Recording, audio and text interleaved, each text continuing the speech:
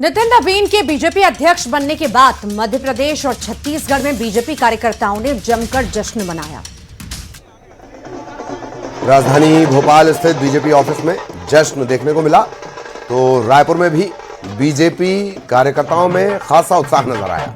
ढोल नगाड़ों के साथ दोनों राज्यों के बीजेपी नेताओं कार्यकर्ताओं ने जश्न मनाया और बीजेपी के नए अध्यक्ष नितिन नवीन को बधाई देते हुए उनके नेतृत्व में बीजेपी के और आगे बढ़ने की बात कही।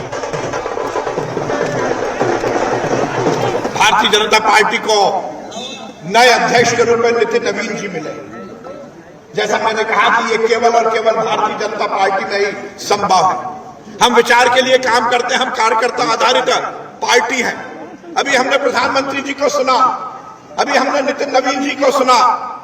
उन्होंने यही कहा कि भारतीय जनता पार्टी में किसी व्यक्ति का अध्यक्ष बनना महत्वपूर्ण नहीं है, हम तो विचार के पोषण के लिए राजनीति करते हैं।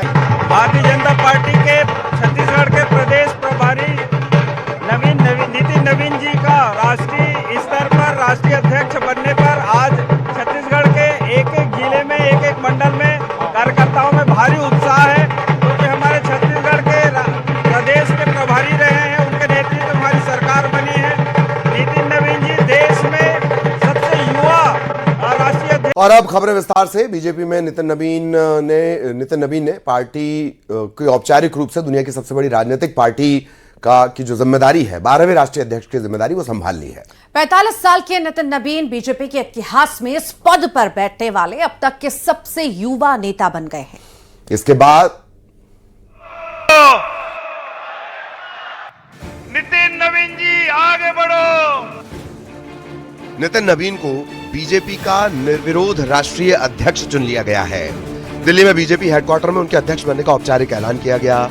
इस मौके पर पीएम मोदी, केंद्रीय गृह मंत्री अमित शाह, रक्षा मंत्री राजनाथ सिंह, निवर्तमान अध्यक्ष जेपी नड्डा, सीएम योगी समेत पार्टी के कई वरिष्ठ नेता मौजूद रहे। नितिन नवीन के अलावा किसी ने भी अध्यक्ष पद के लिए पर्चा नहीं भरा था।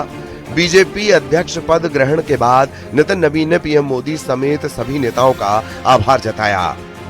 आपने मुझ जैसे सामान्य कार्यकर्ता को पार्टी का इस सर्वोच्च पद तक पहुंचाने का अवसर दिया है, मैं इसके लिए आप सभी को प्रणाम करता हूं। आज का क्षण मेरे लिए संकल्प का क्षण है।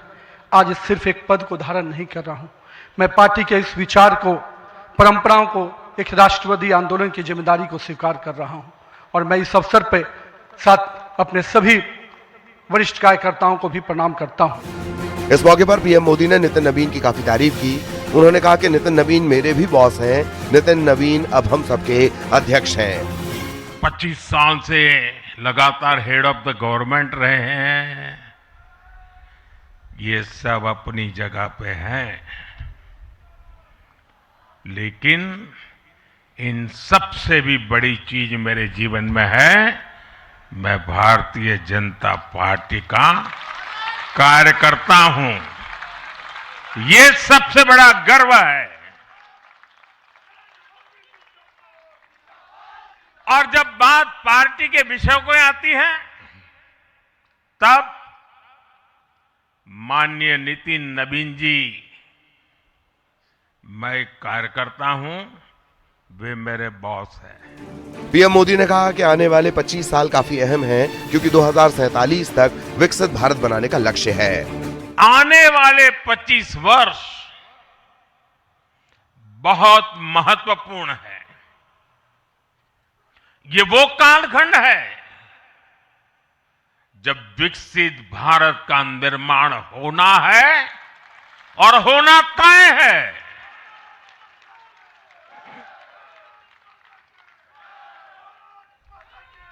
इस महत्वपूर्ण कालखंड की शुरुआत में हमारे माननीय नितिन नवीन जी बीजेपी की विरासत को आगे बढ़ाएंगे। मैं आजकल के युवाओं की भाषा में कहूं तो नितिन जी खुद भी एक प्रकार से मिलेनियल है। वो उस जनरेशन से हैं जिसने भारत में बड़े आर्थिक, सामाजिक और टेक्नोलॉजिकल परिवर्तन होते देखे हैं, वो उस जनरेशन से हैं जिसने बचपन में रेडियो से सूचनाएं पाई और आज एआई के भी एक्टिव यूजर है। बीजेपी में एक ऐतिहासिक बदलाव के साथ नितिन नवीन ने पार्टी की कमान संभाली है। 45 साल के नितिन नवीन को पार्टी का 12वां राष्ट्रीय अध्यक्ष चुना गया, जो बीजेपी के इतिहास में सबसे युवा राष्ट्रीय अध्यक्ष बनने का गौरव प्राप्त कर चुके हैं। उनका नामांकन 19 जनवरी को दाखिल किया गया और निर्विरोध निर्वाचन के बाद 20 जनवरी को औपचारिक रूप से उन्होंने पदभार ग्रहण किया। प्रधानमंत्री नरेंद्र मोदी, गृह मंत्री अमित शाह, रक्षा मंत्री राजनाथ सिंह समेत पार्टी के शीर्ष नेताओं ने उनके नामांकन का समर्थन किया था। Bureau report, news 18।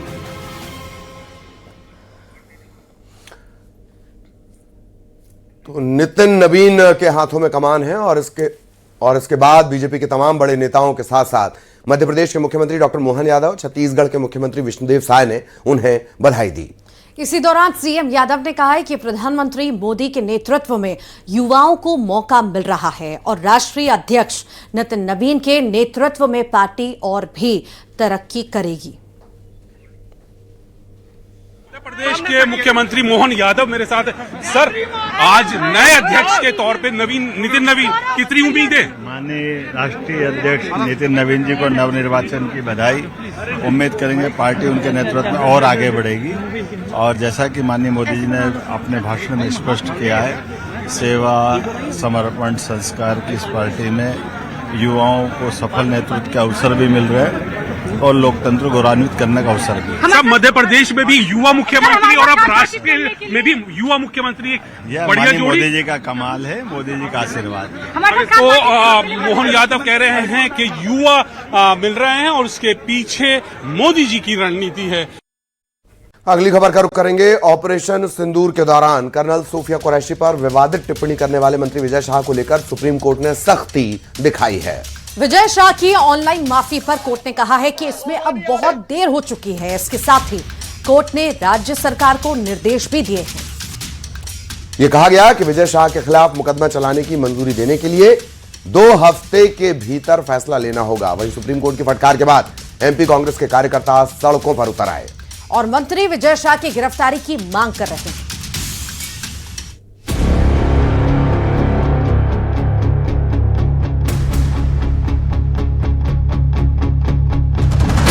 Madhya Pradesh सरकार में मंत्री विजय शाह की गिरफ्तारी की मांग को लेकर एक बार फिर कांग्रेस के कार्यकर्ता सड़क पर उतर आए हैं और विरोध प्रदर्शन कर रहे हैं। कर्नल सूफिया पर दिए गए विवादित बयान को लेकर कांग्रेसी विजय शाह की गिरफ्तारी की मांग कर रहे हैं। भोपाल की सड़कों पर जमकर नारेबाजी करते हुए कांग्रेस के तमाम कार्यकर्ताओं ने विजय शाह के खिलाफ प्रदर्शन किया। सुप्रीम कोर्ट के फटकार के बाद अब मध्य प्रदेश में विजय शाह को लेकर एक बार फिर सियासत गरमाई गई है। देख सकते हैं कि आप तमाम जो कांग्रेस के नेता हैं वो यहाँ पर प्रोटेस्ट कर रहे हैं। सांकेतिक तौर पर विजय शाह को बेड़ियां लगाई गई हैं और यहाँ पर प्रदर्शन कर रहे। कर्नल सूफिया को लेकर जो बयान दिया था उसके बाद मध्य प्रदेश में सियासत गरमाई हुई है। हालांकि ये पहला मौका नहीं, इसके पहले भी हमने देखा था कि लगातार यहाँ पर प्रदर्शन किया जा रहा है। कांग्रेस के बाहर जो है कांग्रेस नेता हमारे साथ है, उनसे हम बात करने की कोशिश करेंगे। सर, आप लोग विजय शाह को सांकेतिक तौर पकड़ कर लाए, क्या संदेश देना चाहते हैं? देखिए, सुप्रीम कोर्ट का कल आदेश आया, जिस तरीके से भारतीय जनता पार्टी के नेता और मंत्री मध्य प्रदेश के विजय शाह, हमारी सेना की बेटी जिस पर हर भारतीय नागरिक को गर्व है, सूफिया कुरैशी, उनके खिलाफ अनर्गल टिप्पणी कर रहा था और कई लोगों ने कहा, आम जनता ने कहा इसके खिलाफ एफआईआर होनी चाहिए और ये जेल में होना चाहिए। बता दें कि हाल ही में सुप्रीम कोर्ट ने मंत्री विजय शाह पर जांच शुरू नहीं होने को लेकर फटकार लगाई थी, जिसके बाद कांग्रेस का ये प्रदर्शन देखने को मिल रहा है। इधर बीजेपी मामले के सुप्रीम कोर्ट में होने की बात कह रही है और कोर्ट के निर्देश के अनुसार आगे की कार्रवाई की बात कह रही है। सुप्रीम कोर्ट ने कहा है कि इस पर जो है अभियोजन की सरकार को आगे अभियोजन के रास्ते पे बढ़ना चाहिए, क्योंकि माफ़ी मांगने में बहुत देर हो चुकी है। तो जब अभियोजन के लिए अगर ऐसा कहा है सुप्रीम कोर्ट ने, तो उनको पदमुक्त किया जाना चाहिए, उनका इस्तीफा लिया जाना चाहिए और उसके बाद जो है उस पर तैयारी होनी चाहिए अभियोजन की। देखिए, विजय शाह जी का प्रकरण जो है वह पहले दिन ही माननीय न्यायालय के द्वारा सो मोटो संज्ञान में लेने के कारण अब जो भी उस मामले में निर्णय होंगे, जो भी उसमें निर्देश मिलेंगे, वो माननीय न्यायालय से मिलेंगे। मैटर सब जुडिस है, इसलिए पार्टी और सरकार स्तर पे उसमें वही किया जाएगा जो न्यायालय निर्देशित करेगा। बता दें, ऑपरेशन सिंदूर के दौरान मंत्री विजय शाह ने कर्नल सोफिया को लेकर विवादित बयान दिया था, जिसके बाद उनके खिलाफ भारी आक्रोश देखने को मिला था और जांच की बात भी कही गई थी। लेकिन अभी तक कोई ठोस कार्रवाई नहीं होने को लेकर पहले सुप्रीम कोर्ट ने विजय शाह को फटकार लगाई और अब कांग्रेस का ये प्रदर्शन देखने को मिल रहा है।